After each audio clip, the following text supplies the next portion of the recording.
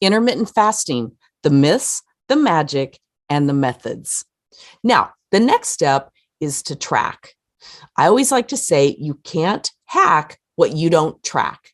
I'm big on tracking everything. So I began day one with tracking. And here's what I'm going to suggest for you. Start with taking your weight, your body measurements, track what your typical eating patterns have been like and how you felt as best you can. And then use this as a guide to fill things in so you can look back.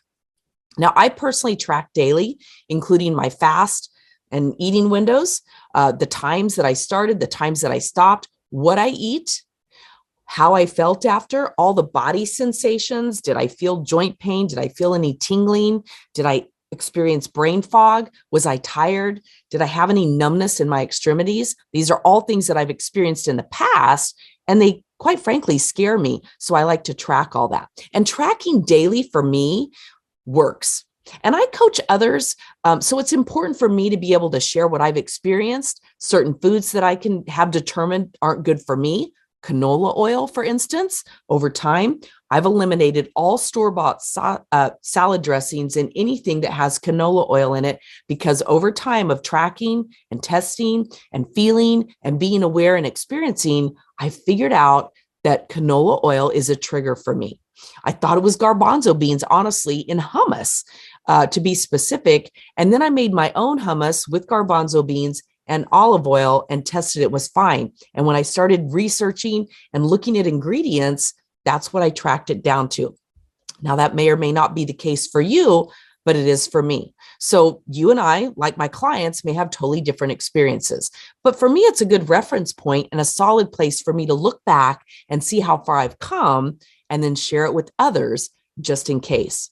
So if daily tracking seems overwhelming to you, then I recommend weekly to begin with. And as you become more in tune with your body and how it feels during fasting and how it feels after eating and so on, you'll figure some things out for yourself more quickly. So there you have it, my very simple yet proven effective way to test, tweak, and determine if intermittent fasting is right for you. What might you lose by giving it a try? Oh, I don't know, maybe those frustrating symptoms, those aggravating conditions, that weight and excess fat, just to name a few. And what might you gain by giving it a try? An overall better feeling of wellness, an overall better feeling about yourself physically, emotionally, better sleep, and a more positive outlook. So are you ready?